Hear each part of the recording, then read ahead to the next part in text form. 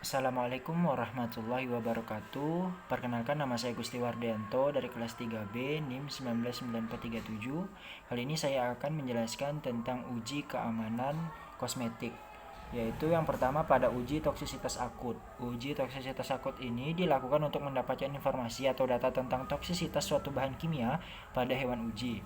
Uji toksisitas akut termasuk ke dalam jangka pendek. Dosis yang digunakan pada uji ini yaitu dosis oral untuk mengetahui apakah bahan kosmetik atau kosmetik itu tertelan dapat menimbulkan toksik ataukah tidak, dan mengetahui sistemik toksik. Nah, pengujiannya sama dengan obat, yaitu dengan melihat nilai LD50. Kemudian yang kedua, uji iritasi primer. Pengujian ini bertujuan untuk melihat apakah suatu produk tersebut menimbulkan adanya inflamasi atau tidak pada hewan uji atau manusia, yang ditunjukkan dengan warna kemerahan atau dermatiasi akibat proses inflamasi dengan pemakaian berulang.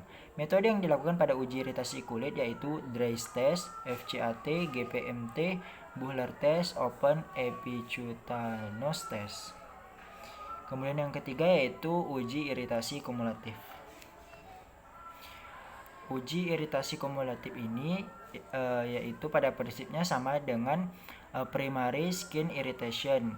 Yang membedakannya yaitu waktu yang digunakan lebih lama dari tes sebelumnya untuk melihat seberapa banyak bahan kimia yang terakumulasi hingga menyebabkan iritasi berupa inflamasi atau kemerahan pada kulit. Kemudian yang keempat, sensitivitas. Tes ini untuk melihat reaksi imun setelah pemberian kosmetik. Diaplikasikan untuk kosmetik dalam waktu yang panjang menggunakan maksimisasi tes, yaitu menginduksi intradermal sistem imun menggunakan FCA, yaitu campuran head treated tuberculosis bacteria, liquid parafin, dan surfaktan untuk melihat reaksi imun. Fungsi sodium lauryl sulfat atau surfaktan kationik sebagai pembuka jalur agar material dapat masuk. Kemudian yang kelima yaitu phototoxicity.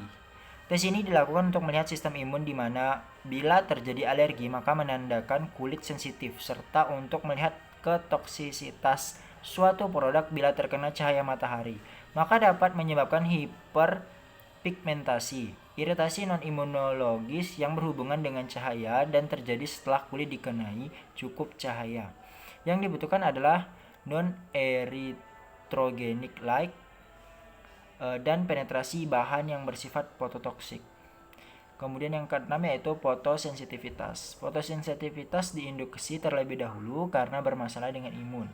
Cara induksi menggunakan sinar UV kemudian dibandingkan dengan yang tidak menggunakan bahan.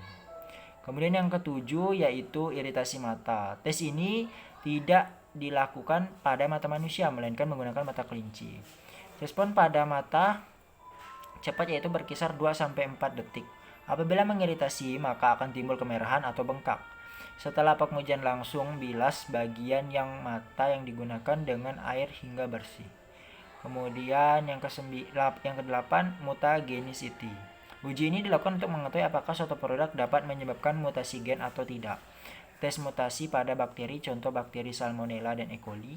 Kemudian chromosomal aberration test with mammalian cell in culture menggunakan sel Linus.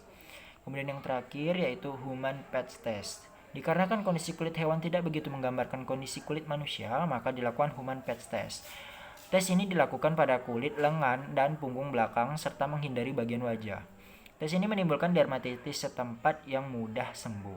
Kemungkinan dalam waktu beberapa minggu sampai beberapa bulan timbul hiperpigmentasi, harus dikontrol relawan yang akan dites. Baik, sekian presentasi dari saya.